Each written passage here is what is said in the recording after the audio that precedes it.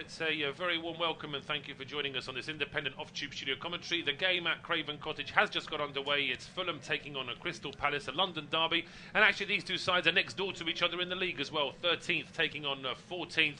If anything, Fulham would be frustrated that Palace have got as close to them as they have, because things look very good for Marco Silva's side at one point this season. They looked in good nick. They looked to be pushing for a top 10 finish. They can still technically try and achieve that towards the end of this season, but things have just sort of fallen away for Fulham a little bit. And Palace, on the other hand, have had an excellent run, including 3 straight wins going into this game. Does seem as though the new manager effect from Oliver Glasner really is working. So it should be a good game this afternoon at Craven Cottage. It's myself, Paul Szczerbakowicz and John Hogan taking to the action. John, we're expecting both sides to get on the score sheet this afternoon, potentially? Yeah, I think so. I think having done Crystal Palace the last 2 times, they're on that trot. And since the advent of 3 points for a victory, it's amazing how quickly and how far you can move, with a few good wins. But they've looked good as well. The one concern would be that Eze is not playing for them today, and he was man of the match last time. But the good news is that Elise is starting this time, and he in his own way is as good as Eze. So Mateta's been scoring goals, and I would fancy that they could maybe spring a surprise if that's the word. But I wouldn't be surprised if they won this game as well. Well, they've won themselves a corner inside the first minute. A bit of a mess for Fulham in trying to get rid of the ball after a throw-on right by their corner flag. Palace have taken the corner kick short, trying to get an option to try and whip that ball in. They do try and get a cross in. Eventually, it's charged down by Alex Iwobi, and it will be out for another corner. It was Ayew's attempted cross, which was charged. And I'll remind you of the 2-11s very quickly once we've seen out this set piece. An opportunity here for Palace. And they tried a short corner which didn't work, so it's going to be a straight-up outswinging this corner this time from Ayew. Plenty to aim for inside the penalty area. And then it's Ayew putting, doesn't get enough height on that, I don't think. It's flicked away by Robinson at the near post. It drops to Will Hughes on the left-hand side. His cross is charged down by Harrison Reed. That's either out for a throw or even another corner to Palace down the left-hand side this time. And just by the way, players are sort of moving. I'm just wondering if it's going to be another corner. It's just going to be a throw this time to be taken by Tyrick Mitchell from the left-hand side. He gets it into Hughes, back into Mitchell. 3 Fulham players are crowding him, and eventually it's a combination of Pereira and Castagna that get the ball away for Fulham. And then it's Pereira who gets challenged in midfield. That's a strong challenge there from Adam Wharton. It's a challenge straight out the foot of the championship there from Wharton, and the referee, Stuart Attwell, not happy. It's going to be a free kick to Fulham. Yeah, we were marvelling at this fella last time. I think he gets a bit of the ball, but he goes through the man, and he's always going to do that. His brother's centre back, and he plays like that at times. But he's a real athlete. Last week we were talking about him, a lot of work to do and all that kind of stuff. But he kept winning 50-50s, and coming away with the ball. And in fact, he. And Will Hughes dominated the midfield area for the first hour, and they were up against a 3 or a 4. So I think he provides a real heartbeat to the team. He's only young and he's still got a lot to learn, but I've been impressed with Adam Wharton. Well, he's brought in January, so Palace obviously felt as though there was a gap in that midfield that they needed to plug, and also the fact that he is a very promising player. There are other teams certainly looking at him, but here come Palace now down the right-hand side. It's good, but run this from Munoz. He gets all the way to the edge of the area, being tracked there by Robinson. Plays this one back towards Nathaniel Klein, and then he fires one down the right channel. Elise wanted to take that on the run. Perhaps he should have controlled it first time, but then he gets challenged on the line by Calvin Bassey. Both sets of players looking towards the linesman. And I think it has gone the way of Palace. It'll be another corner. I think at least they did really well there. I thought the ball was overplayed to the byline, and he just kept it alive by just dabbing his foot and flicking it off Calvin Bassey to win his team a corner. At least that's how I saw that. And it is a corner, absolutely. I thought initially maybe that the Elise appealing might have convinced the linesman there, but it does look as though it is the right decision. Bassey perhaps surprised by how quick that pass and the fact that Elise was still able to get near it, even though, as John mentioned, it probably was overhit. But it's going to be an outswinger here from Ayew. It's not a good one. It's again headed away at the near post by Robinson. It drops to Hughes, who goes for a big volley from the edge of the area, and he sends it a long way over. Just to remind you, Leno in goal for Fulham, back 4 of Castagna, Diop, Bassey and Robinson. João Paulinho and Reed are the 2 holder midfielders. It's Iwobi, Andreas Pereira and Decordova Reed as the attacking midfield 3. Rodrigo Muniz is the front man for Palace. It is Henderson in goal, a back 3 of Klein, Anderson and Richards. 4 across the middle are Munoz, Wharton, Hughes and Mitchell, with Ayew, Elise and Mateta as the attacking 3. A long ball out towards the half line, headed forward here by Anderson. His pass towards the edge there is stopped this time by Issa Diop. Running into trouble though, so it goes back towards Calvin Bassey. And now Fulham trying to get away from trouble down the right-hand side. But again, Harrison Reed running into that difficult customer that is Will Hughes, and it's out for a Palace throw. 5 minutes on the clock, John, and Fulham haven't got over the halfway line yet. No, Palace have made a great start, and you don't get anything for that, but it's impressive. You know, everybody wants to be top dog, but like I said, I like the ball that Wharton wins, and here's a great ball through. Oh, it must be. How has Elise missed that? How has Michael Elise missed that? I tell you what a ball from Wharton as well. I mean, he's put it on a plate, hasn't he, there for Elise? It is a superb ball from Wharton. It's taken down by Mateta from the throw. Wharton, one touch, and then a left-footed ball, perfect into Elise. I mean, Elise is a left footer. He's playing on the right-hand side, but a player of his quality in front of goal, even on his weaker foot. I mean, he actually has enough time to get it onto his stronger left foot as well, but he should score there. I think it's a natural. It's a good left foot control into a right foot strike. You know, and his right foot strike is not bad. He's in the right position to it with his right foot, and he's going to curl it into the corner, but he just doesn't get it quite right. I like the fact that he's going for it with his right. It was a naturally hit it with that, but he needed to score. You know, it's there on a plate for him. You know, and again, it's Wharton. He's an absolute monster at the edge of the area, and it's a great through ball from him. What a start for Palace, but you know, maybe there should be a goal up already. There should really be, as there is a goal, an early goal in one of the other 3 o'clock kickoffs, and it's at St James's Park, where Arnold Amadowicz has given Sheffield United the lead away at Newcastle. Newcastle in danger of just letting their season peter out a little bit. That's the only goal so far. Just to tell you, it was West Ham 2, Liverpool 2 in the earlier game. And as well as this game, we've got Man United against Burnley, Newcastle against Sheffield United, and Wolves against Luton. All those games are available on our service, as indeed are the later games in the Premier League, Everton against Brentford and Aston Villa against Chelsea. And the later game in the Championship, as well as Hull take on Ipswich in an 8 o'clock kickoff. But Fulham trying to play out from the back, and they make a bit of a mess of it, but in fairness, so do Palace in terms of taking advantage of it. Wharton plays a long ball into the box to no one in particular. Fulham can start again, and it's Castagna's ball up to the halfway line. Pereira plays it back to no one in particular, and then it's Mitchell that tries to get the ball into Ayew. He gets challenged, and it's out for a throw. But certainly Palace have come out of the traps here a lot quicker than Fulham have. Yeah, they sure have. They're dominating. It's weird, really, because one thing about this Fulham side, well, they play keep ball pretty well. Well, when you look at the work rate that they've got, players like Iwobi and Bobby De Cordova-Reid, we know are quick and wholehearted. So the fact they've seen so little of the ball is quite surprising, even though we know that Palace are in good form. Well, João Paulinho, they're getting tangled with Mateta, but the ball does end up with Fulham, and it's played back towards Leno. His clearance up to the halfway line. It's not controlled by Munoz, and here come Palace again. It's Wharton's ball in towards Mateta. Fighting for the edge of the area is Elise, and Calvin Bassey using all of that big frame of his to make sure that Elise didn't get past him. He wasn't far away from doing so.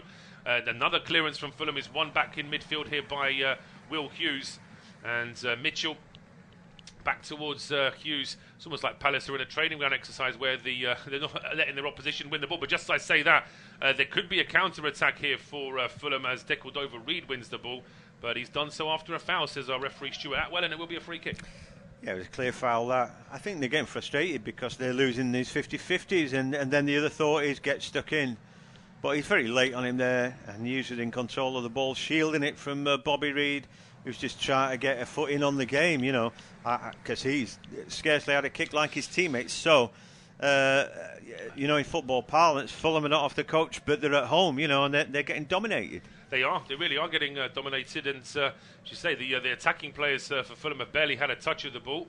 And what I find interesting about this Palace formation as well, I just break off from that, was that there was a potential chance for Fulham to get forward, but Iwobi has given away a free kick because he was trying to win the challenge after a long clearance from his keeper. He's adjudged to have pushed. Well, he's put a hand on Munoz, who's then done his best to show the referee that was the case. But I suppose in the modern game, that is all part of it. But I'm impressed with the fact that Palace have gone to a back three, but only one of those back three is actually a centre-back, because Richards could easily play as a midfielder, and Klein is pretty much a full-back. So the fact that they're confident of playing a back three with only one centre-back is credit to Palace as they go on the attack again, and ball threaded in towards Mateta. The angle's too tight for a shot, but then there's a challenge at the edge of the 6-yard box, and Stuart Attwell not interested. It's Daniel Munoz who's gone down. And Stuart Attwell not interested live, but I'm sure that his friends at VAR will be watching a replay of this already. We can see the first replay of this now, John. Mateta does well to shield the ball away from goalkeeper Leno, but then... Oh, it's a tangle. It's a tangle, isn't it? I tell you what, do you know, for Antonee Robinson there, he's very sloppy. He makes He makes contact with Munoz when he should have left him alone. If the referee gives that as a penalty, I don't think that VAR rule that out. VAR are going to look at it anyway, and I think maybe the referee is just skirting the issue there and just saying, I don't want to be involved. A VAR going to say that his non-decision was wrong. There's clearly contact just as Munoz is about to pull the trigger. I think that's a penalty. I do as well. I've seen it 3 times now. The referee stopped play so the VAR could have a comfortable, slow look at everything. But now we've had a throw-on for Fulham and players resume, so the penalty's not given. If he gives that as a penalty, I don't think VAR would overturn that. And that's the problem with the system, really. And I go back to, I maintain, I think it should be 3 ex-professional footballers sat, come to an agreement, is it, isn't it, and never mind backing up the referee's viewpoint. The other thing I find very frustrating is this veil of secrecy that football has deliberately put on itself. You watch rugby, you watch cricket, you can hear the 4th official, the VAR official for their equivalent of TMS, you can hear them as it's happening live. So there's no question about any impartiality. Does he want his team to win this so that his team can benefit? There's none of that. It's just as you hear it live, whereas now we know that Forest have been able to hear the recordings of the game last week. We, the public, aren't allowed to hear them. It's just so bizarre. I don't understand the secrecy of it. And quite frankly, everyone used to complain about the standard refereeing when Mike Riley was in charge. And I think it's got worse under Howard Webb. But long clearance now for Fulham, all the way towards the edge of the Palace penalty area. Long clearance now from Henderson straight back into the Fulham half. Chasing this one is Mateta, but Diop gets there first. I can't believe what we've just seen. I just can't believe what we've seen. I say that Robinson sticks a leg out, makes contact with Munoz, and as I say, this phrase of the clear and obvious error is such a get-out clause for referees, because it means that, as you said, if the referee gives it, VAR won't overturn it, but then if that's the case, well then VAR should overturn it if the referee doesn't give it. And the referee is thinking about that, thinking, let VAR mop that up, because he may not have had a good sighting of that. He might not have seen it at all because he's looking somewhere else. Or he might just think, do you know what, that's it. I don't want to give that because then it's on me and I'll leave it to somebody else to sort out. And if that's the case, it's almost understandable, but that is not the spirit of it. Get the decisions right. And I don't care about the referee's decision anyway. He misses something there. He hasn't got eyes everywhere. Surely VAR should be, helping the game, not helping the referee, helping the game come to the right decision. But there's no doubt that Robinson blunders right into the back of Munoz, and for me brings him down. He's about to shoot. Why on earth would he lose himself the ball there when he's got the goal at his mercy? He can do something. He crumples in a heap. Why is he going to do that? What's the benefit to him for that? Could say in tongue-in-cheek that if it's Palace's fault for not being top 4, because if they were in the top 4 they probably would get a penalty for that. But they're on the attack again now here with Elise getting towards the edge of the area after a deflection. He gets through to Munoz, and it's Mateta now who hooks it over the bar. It's a little bit of luck in how the ball ended up with Daniel Munoz anyway after the initial run was stopped at the edge of the box, but the ball into Mateta just a little bit too high and he couldn't quite keep it down. Yeah, I mean, they got a little bit lucky with the break, but the ball in was all right, and he's tried to hit it first time, but slightly behind him. We were talking about Munoz last week, saying we think that they've probably traded up. Actually, he didn't play that well. But I think in general, he's been a good acquisition. He's very good defensively, and we're seeing him sort of barnstorm forward. Not his fault a penalty wasn't given when he was in a good position in the box. But yeah, Palace have made a great start, and I feel a bit affronted by the decision that they didn't get. But they keep playing like this, they're going to go on and win the game. Well, they are, because as I say, they've only had 3 efforts in the game so far after 40 minutes. None of them have been on target, but Fulham have barely even had any possession inside the Palace half, let alone getting anywhere near the Palace penalty area. And now Palace do well to keep the ball in play down the left-hand side towards the Fulham penalty area. It's between Mateta and Ayew. Just the slightest nick off João Paulinho slows things down there, but Palace win it back, and there's a strong challenge on Tyrick Mitchell, and that will win Palace a free kick on the left wing. I mean, it's incredible, isn't it? But Fulham, who are a full-blooded, hard-working team, are just getting outworked here. They can't get out of their own half. Just getting hemmed in, aren't they? And it's like it's an infectious disease. All this enthusiasm for Palace, and every single one of them is at it. You know, I quite fancy them, and there's nothing that's put me off my early statement about that in this first 15 minutes. You know, they might tank late because they're putting a lot of effort in, but it's admirable so far. It certainly is, and they've got to try and get a goal in this early start, in this good start that they've had here in the first 50 minutes. It's Elise's ball towards the back post, header over the bar, and it was Richards. Got himself into a good position there, the US international. and he would have been frustrated with himself for not hitting the target because he got himself into the right position. Good jump as well, and I think Leno would have been beaten if that had been on target. Yeah, he's done well here. Gets the shove, gets up. There's not much he's done wrong. You know, he's tried to get over the top of the ball, and it's just come off fractionally a higher spot on his head than he would have liked. He was trying to get over it, he just couldn't quite do it. And the ball's pinged off his head though, hasn't it? And like you said, it probably would have had the keeper beaten. But yeah, great start, but you get nothing for it for Palace, and it's still 0-0. It's still 0-0 now. Fulham have won themselves a free kick on the halfway line, so they've got a chance to at least try and keep a bit of possession and build something. And no goals in the other Premier League games apart from that early one that we mentioned, where Newcastle trail at home to Sheffield United. Long clearance now. That's a poor ball though from Leno. That's just a clearance to no one in particular, and at least it means that Dean Henderson gets a rare touch of the ball in these first 15 minutes. Quickly rolls it out here to Chris Richards. Closed down by Pereira. Back to Henderson. Bit of pressure here from Fulham at least to try and win the ball as high up the field as they can, and it may pay off here because caught in possession there was Jordan Ayew. Pereira then rolls that ball into João Paulinho, but the referee decided there was a foul there on Jordan Ayew. I think he gets a little bit lucky there. He does that thing where he slows down, and that he knows that's going to make a bit of contact with Paulinho in behind him. But he's on the road to nowhere there, Jordan Ayew, being chased back into his own half. Well, that's the first time Fulham have really got a foot in, though, and other than that, they're just struggling to get hold of the ball at all. Good start. Chris Richards, as you mentioned, playing out this left-hand side of the back three, but I think he's made it look like his natural position. He's done really well, you know, and he certainly doesn't look like a weak link there. No, not at all. As I say, he's the midfielder on paper, but certainly showing that he's got some defensive credentials as well. As a long ball now towards the Fulham penalty area. It's well marshalled there by Issa Diop, and that will go out for a goal kick to Fulham, which they've taken quickly, perhaps to their detriment, because there was already a few Palace players pressing. It's gone back towards Bernd Leno now, and Diop off down the right-hand side to pick out Timothy Castagne. He's over the halfway line. He's got a player ahead of him in Decordova-Reid. That's where the pass has gone.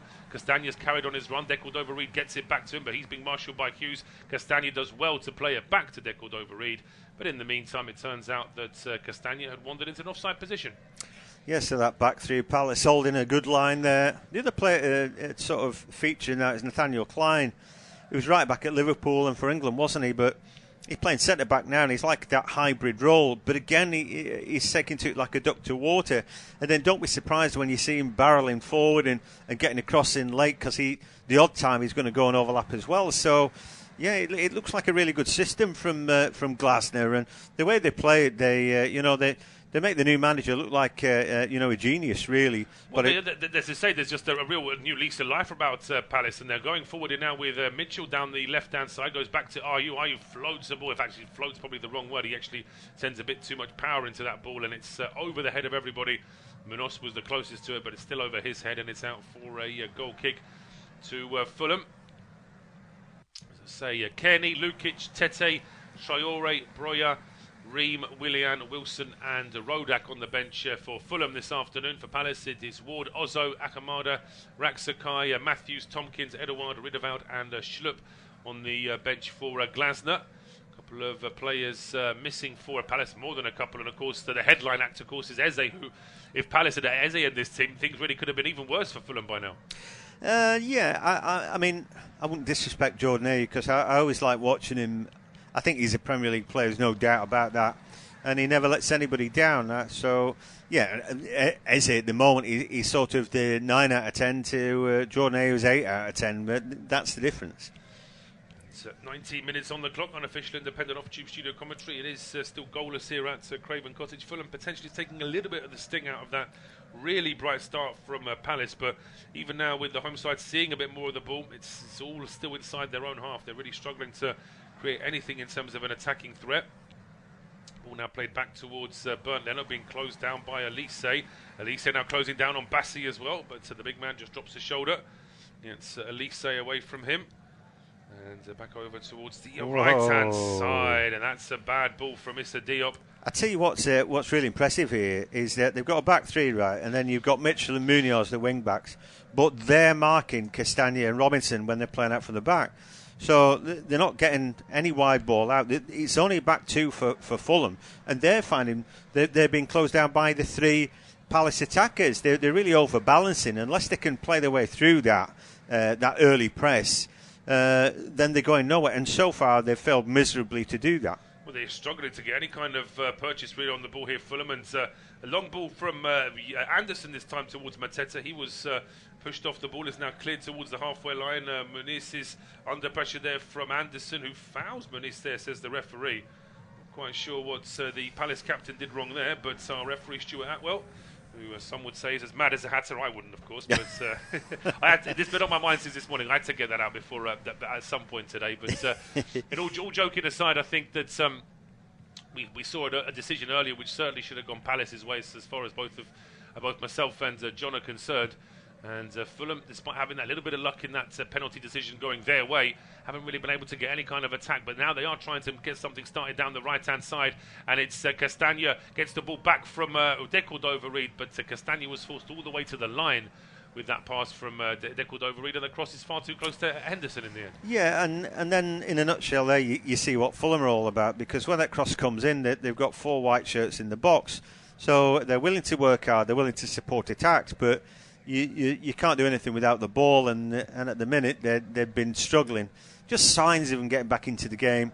Like we said, great for Palace that they've got off to a flying start, but you don't get anything for that. You've got to put the ball at the back of the net. Yet again, another good challenge from Joachim Anderson. And although Munoz goes down, Atwater saying it's a foul, I just thought that Dane won the ball there. Well, I mean, he does, and as I say, it's the reaction of Munoz, not Munoz, that makes the big difference there, I think. No, it is Munoz. Yeah, it is Munoz. Munoz for Fulham, Munoz for Palace. But to me, it seemed like the way he reacted, like he'd been sort of really hit in the back, that seemed to convince the referee. And it frustrates me now that Attwell, with so much passion, says, "Listen, that's definitely a free kick. I know what I'm doing." Whereas we know he doesn't know what he's doing after missing that decision earlier. But it's a quick ball down towards Robinson on the left-hand side. It's too quick, in fact, and it's out for a Palace goal kick. See, what he's shown already is that any degree of play acting, and he's buying into it. So Munoz now, at any given point, if he flings himself to the ground and screams, seemingly he's going to win a free kick. And that screams to me that the referee doesn't really know what he's doing, doesn't know what contact is. It's a contact sport still, so I'm led to believe. Is he just a bad referee? It is a contact sport, but it's very selective when that contact is permitted and when it isn't, and it's not actually consistent depending on the referee, on the day, on the angle. Just as we were waiting for Palace to restart, we saw Ray Lewington in the stands. He, of course, has connections with both of these clubs, having been assistant manager with Roy Hodgson, both at Palace and at Fulham. He actually had a brief stint managing Brentford as well, just down the Thames way back in 2000. But here, Palace now trying to get things started down the right-hand side. It's with Munoz. Now Wharton spots that run of Munoz. It's just a little bit too much on that strong challenge there from Robinson. Puts it out for a throw to Palace, which Munoz takes quickly, goes back in towards Klein. Klein looking up to try and pick out a teammate, finds Michael Elise. It's back with Munoz, but plenty of Fulham players back. No easy way forward here for Palace. Wharton on the ball. Square now to Will Hughes, and he goes back towards Joachim Anderson. We're at 23.5 minutes. It is Fulham 0, Palace 0, and it will be John to take us through to half-time. Thanks, Paul. Wharton's had a good start to the game, hasn't he? And he's driving forward now, finds the ball for Elise, and he was brought down after the fact. Referee allowed to play on, but there was no advantage. Adam Wharton, at times when I've seen him for Palace, I think, why is this fella not going to go play for England in the Euros? And then I see him make a mistake and lumber in, and I think, yeah, that's why. He's still very green. It's that rawness, isn't it? Yeah. The ability's there, certainly the hunger is there, but at international level, you can't really have that kind of hot-headedness, and that's something that he'll have to iron out of his game. But certainly all the potential is there without a doubt. And speaking of potential, it's a ball on the right-hand side, and it's the left foot of Elise standing over it. Yeah, so can he get his delivery right? They're all stood just at the edge of the area. The ball comes flying in. Good defensive header that, because it's come off the back of the defender's head, and he's done pretty well there. Paulinho. Yeah, he leapt well there. As we see a shot from range, but Lee said Souness mended about Klein's effort there. driving forward, and I don't think it was any. I know he hit it wrong, but I don't think he had any great conviction about that strike going into it. Really, no, it's almost like he saw the opportunity, realised I'm going to have a shot, but then wasn't really that confident, and in the end he toe ends it. Maybe the fact that Ayew was approaching him just sort of rushed him into the shot a little bit. And as I say, 25 minutes on the clock. I think Oliver Glasner will be a little bit frustrated that his side haven't been able to capitalise on that good start, because Fulham are showing little green shoots of recovery, but still not too much. Yeah, and again, they've given the ball away. Robinson has been beaten. Elise now barrelling forward. He's got Ayew in the box, Mateta in the box. The ball is held up. Ball back on his inside. Here is the Wharton now. Chance for a strike. Oh! Was that tipped over by the goalkeeper? I'm not sure. Was it just slightly over the top? Wharton let him fly there, and he's not far away.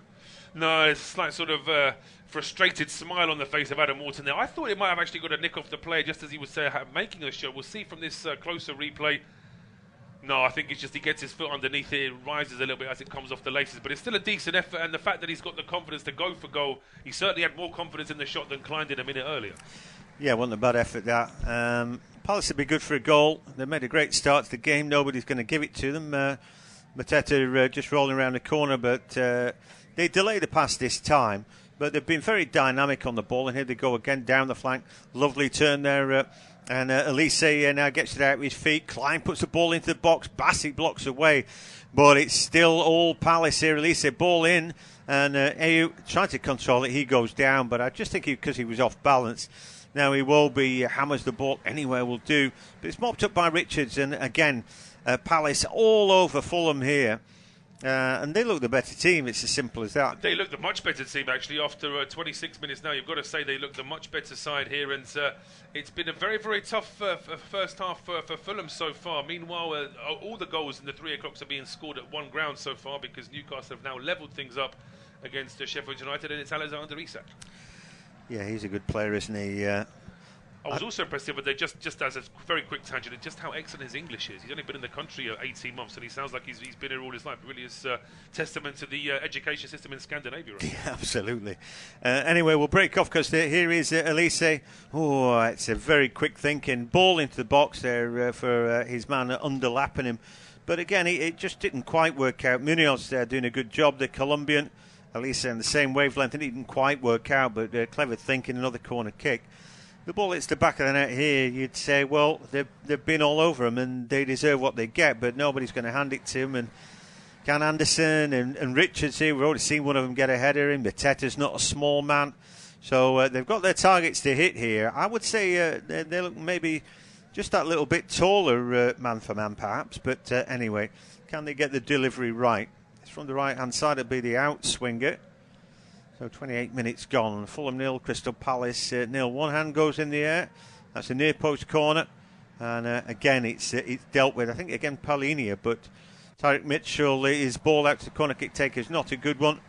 He Iwobi makes a little break, but the ball is back with a ball magnet. Wharton is having a good game. Looking a dominant figure in the middle of the park. The ball now to Ayew's peeled off, and he's won his side of corner. And so Fulham just cannot get out of their own half. They're almost playing like a side who's down to 10 men defending, and just trying to defend the 0-0 while the opposition are just doing everything to try and get the goal. And Fulham have no way of keeping the ball further up the field. 2 or 3 times they've just hoofed it anywhere to try and get rid of it, or they've tried to play a more sort of considered pass to Iwobi. That's not worked out either, and Palace have another set piece. There's a load of teams now play 4-2-3-1 like Fulham do, but not many that play the system that Palace employing today, and they seem to be getting the better of it. As the ball comes in, it skims off the man at the near post, but goes through the box. Again, Hughes will pick it up. His ball back on the inside. Elise, a chance for a strike.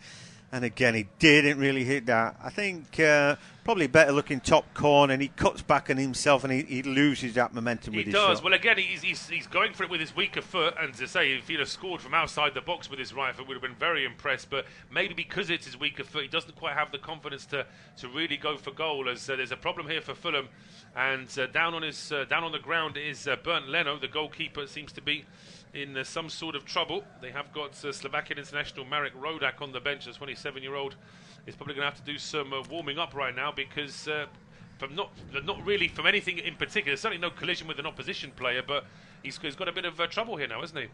He does. I was going to mention goalkeepers today because I was looking at Remy Matthews on the bench. And you look at this fella, he's 30 years of age now. He must have played less than 50 games in his career. Something like that. He's played a long time and he's done nothing. And it's weird, but he's in the Premier League and he's on the bench, And so little guy, he's my kind of man because I don't like working hard. But it reminds me of that guy who was like a training partner at Chelsea for about 10 years as a keeper and suddenly had to play when everyone else got injured. It was Hilario, wasn't it? The old Portuguese keeper who I think he came in along with Mourinho and just sort of stayed for 5 or 6 years. He was basically just fourth, fifth choice, just helping out with the goalkeeper coaching, and then suddenly everyone got injured and suspended and he had to play about 10 Premier League games in a row. He didn't actually do too badly either, but you mentioned Matthews on the bench for Palace. It's Rodak who's on the bench for Fulham, and he's going to have to do some stretching here because his number one goalie looks like he's in a bit of trouble. Although that said, it doesn't look like he's going to be going off straight away, but it looks like we may have to keep an eye on that one. Yeah, absolutely. He didn't have to do too much to save that last shot from Elise, but sometimes, you slip or whatever. It's thighs and hamstrings, I think, with keepers sometimes when they really have to hoof a long clearance. That sometimes can do for them as well. And I was just wondering maybe if he's done something when he's trying to clear the ball, because he's not actually had to make that many saves in the game so far, has he? He's not, but he's had to make a few clearances, quite right. He's been under a little bit of pressure. Anyway, it's a throw that Jordan Ayew takes back to the injured goalkeeper. We'll see how he gets on. And, of course, his bench will be looking on and thinking, well, where are you then? He's picked the ball up now and he just balls it out to Bassi. Probably don't want to see it anytime soon. And, obviously, Bassi immediately goes back to his keeper. Look at, they've been pressed really intelligently here. So here we go again. Robinson, we said, can he find a way out? And he can. But again, they're pressing deep. Robinson comes further to win the ball than Reid. Reid then goes backwards. They're having to fight their way into this game, but a lot of it's sideways and backwards from Fulham. And they've had to work double hard there, and yet they've made no ground. And that's their problem today, really. Because the Palace keep closing them down, they keep bodies over the halfway line. And are really, forcing the pace in this game. Well, they are, and I say Fulham had to work very hard just to get to the halfway line, but they won themselves a free kick. They've taken it quickly, and here comes Castagna down the right-hand side. Yeah, finds a cut back, but the three centre-backs, and Richards is on the left-hand side of those, and he picks the ball up, and it's a good block from him. They seem to have a lot of numbers back defending, a lot of numbers in midfield, and then they've got the three who are rolling forward, and here they go again. They've got 2 against 2 if they can use it. Elise is running forward. Mateta's run offside, I fancy there. The assistant referee didn't keep up with it, so he may not necessarily know. I think they're better off getting a corner kick here, because if it's a goal, I think they'll pull it back to an offside. Anyway, it's chested back by Robinson to his keeper. No harm, no foul. But I felt the assistant at the far side wasn't up with play, and it was definitely off that.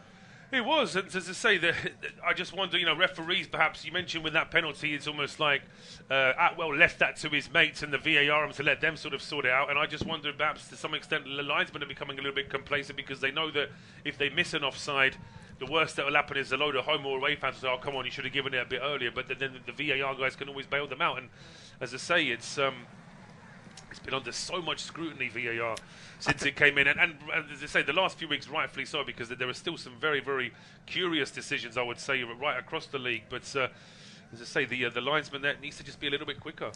Yeah, he wasn't up with play. I mean, whether there's VAR or not, he's got to make a better fist of things.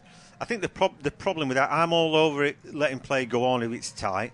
Because sometimes you just don't know, and you can't gamble. If you're him, you can't gamble. I think he might have been, so he puts his flag up. Oh, it wasn't. Sorry, everybody.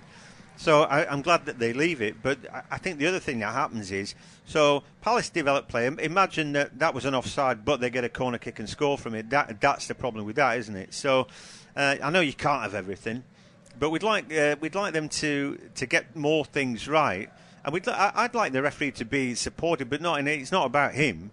But he hasn't got eyes everywhere. No, as I say, I think from day one, the VAR has been used as a way of trying to help the referee not look like he's making too many mistakes, whereas that's not the point of VAR. The VAR is to try and stop the mistakes from the referee in the first place, and I think far too many officials are worrying about how it will look on the referee if he keeps having to go over to the monitor.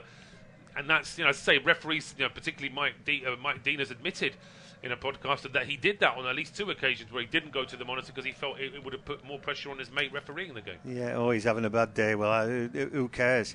I mean, it's all livelihoods and, all that kind of thing at stake with the points that are on offer. And never mind. Other thing as well is, of course, it's not happening in a vacuum. Every mistake the referees make, we can see and analyse the hell out of it. So it'll be in their favour to actually try and get more things right anyway. Yeah, I always think that the referee, it's difficult. I'd like to see them get a bit more respect. But we don't have to respect necessarily bad decisions that they make time and time again when there's no way of checking that or counting. No, and as I say, what happened last week with a certain club accusing a referee of being corrupt is obviously, if you've got no proof of that, you can't go that far. But to demand a better standard and to demand fewer mistakes, I think we can all expect that. And I think even Howard Webb himself would have to say that VAR's not been up to scratch in far too many games this season. No, exactly that. Anyway. Palace back on the ball. They've been dominating this game 36 minutes in, but it is goalless. Wharton on the ball now. He's held up by Pereira, but Pereira's not had a kick. Perlini has not really had a kick. And, they're the driving force out of this Fulham midfield. They've got workhorses in there. There's talent in Bobby Reid and Ayew, but, they're hard workers. But where is that? They're not able to get on the ball. And talking about Munoz, the only time that he's seen it is when he's seemingly been upended. As Jordan Ayew now makes a break because good ball across the middle. He couldn't find Mateta. Again, I didn't know whether he was onside or not there, but we were just waiting for perhaps a better ball.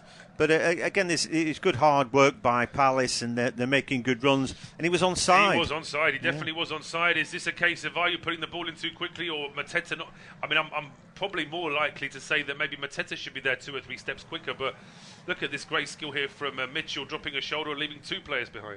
Yeah, he did well. But now Iwobi wins the ball. He's on the counter-attack, or is it Bassi? But anyway, eventually the ball bobbles off his arm and play stopped. He's unlucky there. It's Iwobi. And so Anderson just having a word with our referee. I don't know what that's about, but anyway, the referee has just put a stop to things. He's unlucky there, Iwobi, but that's sometimes the way the cookie crumble. The ball rolled up his body, and if he's guiding the ball forward with his arm, then so he is. So play had to stop, but it wasn't intentional. Anyway, the ball in the middle of the park. Castagna doesn't get the better. And again, Ayew comes away with the ball. And he's so tidy on it. He's so underrated, Jordan Ayew, I think. Anyway, the ball aimed at Mateta is picked off. And it's an opportunity now. They've not had too many, but Diop had done well. Then he will be out to Robinson. He puts the ball down the line. I don't even think that Klein had to put that ball out. So I think he was rolling out, but he did anyway. And for once, Fulham have an opportunity a little bit higher up the field. Well, they do, and can they make it stick? Can they actually do what Palace did, which was have a ball in the box, it's put out for a corner, another attempted strike. Fulham, Palace recycling the play. And on this occasion, Fulham had to go a long way back. Harrison Reed, they're trying to play a ball, and it might just break to Castagna, but he's stopped inside the box by Anderson. That's the trouble for Fulham, is that they've got so few moments of attack that Palace are able to see it all coming a mile off, I think. Yeah, for once. I mean, it was clever play, wasn't it, down that right-hand side, but Richards was taken out of the equation, but, they've got 3 centre-backs, so Anderson then just comes across, and genuinely it feels like they've got more players, doesn't it? Anyway, Bassi now on the ball to Robinson. This is better from Fulham. They're coming forward. It will be now on the left-hand side. He gets a little return pass then from Andres Pereira. Now playing out from the back with Castagna. Because they're happy with possession, they're always happy to go backwards a little bit, and sometimes it's not what they want. Bobby Reid, a ball forward. Anderson deals with that, but it didn't look like a good ball. And he might have left that through to his keeper. Couldn't take the risk, really. We hit 40 minutes. As again, Wharton comes in for the 50-50, and he does enough to help his team win the ball. And then Mateta now, he's got a few around him. He did well for a while, but eventually just weighed the numbers from Fulham, who now through Harrison Reid is trying to find a way forward. Castagna over the halfway line. Again, the little ball back to him, it's all backwards and sideways and backwards, and that just allows that shape of Palace to come back at him. Well, no, it does, and I think this has been the problem that for Fulham, because it's taken them so long to get any kind of midfield possession. What they're doing is predictable to Palace, because Palace are sort of streets ahead in terms of where they've been with the ball in this match already. It's a long ball up to Munoz, and then it's a miscued header, but then an even more miscued pass from Reed, tackled over Reed, I should say. But Fulham come again now with Robinson. Yeah, they have the ball with Robinson, puts a good-looking ball in. It's off the chest of Pereira. Can he get it out of his feet? The ball dabbed back on the inside. Again, there's always just one enough defenders. The referee has stopped play for a moment. Munoz has gone down without winning a free kick this time. Wow. He's given away a free kick, I think, on this occasion, Munoz. I think he's just left a bit of a foot in there on Richards. Again, I didn't see. Not sure there's too much in there, actually. Yeah. I think you're right, yeah. But just to tell you very quickly, there has been a goal at Molineux. Hwan Hee-chan has put Wolves one up against Luton, so no one tells Stuart Attwell. Yeah, so Hwan Hee-chan had one ruled out, didn't he, last week? But Wolves have got their strikers or their attackers back now, haven't they? I'll tell you what, we saw a quick shot there of Marco Silva. I'll break off from that, though, because Dequan Reed wins the ball back here for Fulham.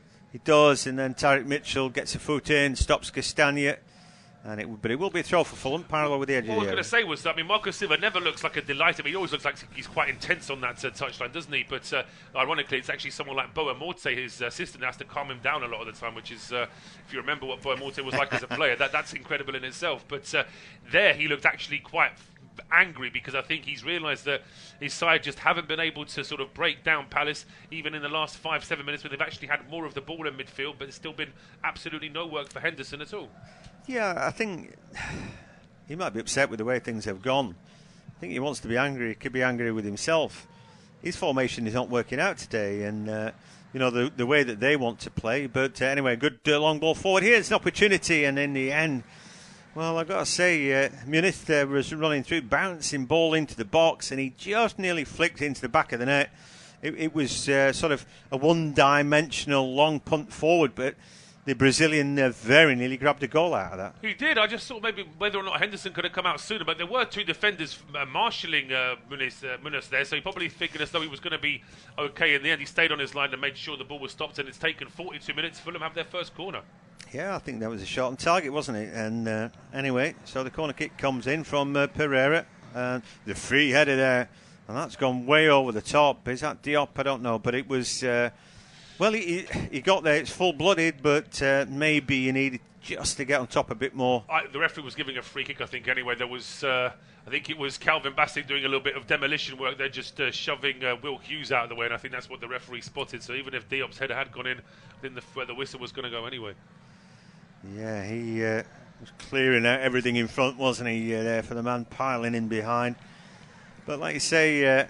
Yeah, a pretty obvious free kick when you saw what we've just saw from the back. But anyhow, Dean Henderson, who's had not a right lot to do, gets rid of the ball. Then Wharton picks it up, flicks it forward, gives half a chance to Lise, but Bassi gets there first.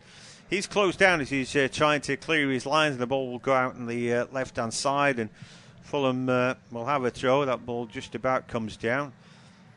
So 43 minutes gone, and it's 0-0. Palace have been the better team this first half. Not that Bernd Leno has had that much to do, really. Mateta's been in great goal-scoring form. I think we are missing Eze, although Jordan Ayew has played very well. I think first half, he'd probably be an 8 out of 10. And here he is again on the ball. He's got plenty of time on it. Doesn't seem to waste it. I think with Ayew, the issue is, it might just be a case of he's been at Palace a long time, so he's got that number 9, but he's not a number 9, is he? No. The number on the back of his shirt is a bit deceptive, because he has played as a number 9 throughout his career, but that's not his best position. Just behind the striker or a free role or just on the wing, I think, is probably where you get the best out of Jordan Ayew, and that's where he is this afternoon. He has played very well. Yeah, there's a lot of work rate about him, and he drops ever so deep for the team, doesn't he? Goes to pick it. He's more like a 10, really, But he can play out wide. Ball just spat up at Munoz there, and the Colombian is giving away a free kick. Long ball into the box, but again, Richards is there first. They're doing a sterling defensive job. The ball back on the inside from Castagna to Diop, and Fulham will have to go again. They're going to have to work it out, though, and it's all right, Marco Silva throwing his toys out the pram, but it's his formation and the way he set him up that's not working. his team, they're good players and they work hard enough. So it's how he set them up. Are they missing another central midfielder then to try and counter what Palace are doing? Where would you change it for Fulham at half-time? Well, I think they'd have to think about maybe being a little bit more direct and maybe stacking and having a bigger player on one side. And instead of keep playing out, I know they want to play out all the time, but it's just allowing Palace to set their shape. They look like they play well against 4-2-3-1. Here, maybe Iwobi's offside. The hand had gone up there. But the Palace in a shape to defend is a good-looking ball in, headed up in the air, not being cleared away. Then Bobby Reid shanks it right up in the air again. Might give a chance for Iwobi. Dances into the box. Just 2 minutes of added time. And then a cross floated in. Thought keeper might come out for that. Richards wins his header, but has given away a corner kick. So it wasn't great attacking, but it wasn't great defending either. No, I think Richards just had to head it because perhaps he was waiting for Henderson to come out and claim that. And as you said, potentially, they have got big Adama Traore to try and perhaps bolster things on the wing. They have got Willian for a bit more creativity. They've got Wilson and they've got Breuer as the target man. So there are options for Fulham on that bench potentially. But here comes the outswinging corner. Yeah, and the ball headed away. I just think all that playing out from the back, it's almost like they're setting traps for themselves. Some teams won't bother chasing them, and it allows them a platform. What Palace have done today is it just close them down and make sure that there's not been no real transition from the back into midfield or up front that's been anything but clunky. Clunky is what we've seen of them coming forward. Maybe Silva's just going to say a little bit more patience and all that, and we'll get there in the end. Maybe we'll draw the sting out of this Palace team, but they haven't there. And again, they get closed down. The ball goes back to Diop. And he in turn finds Castagna. His ball into the middle, and then it's just percentage ball. Henderson will pick it up. And it's got to be a little bit better than that. It's like, we're dead patient until we're not, and then they just stuff the ball forward. Yeah, and eventually it's just a long ball played into Henderson. We've just got a few seconds of the injury time still to play. Palace will certainly be the happier in terms of the style of play and the effort, but at the end of the day, at half-time, it's going to be goalless. So still more work for Palace to do in the second half. Yeah, of course. It's all right being the better team, but you don't get that much more, do you? At 0-0, as Ayew waits for the ball, but Castagna beats him to it. Hughes picks it up. He and Wharton have been the dominant figures, but there have been no goals. Referee blown his whistle for half-time, and it's 0-0 at the break.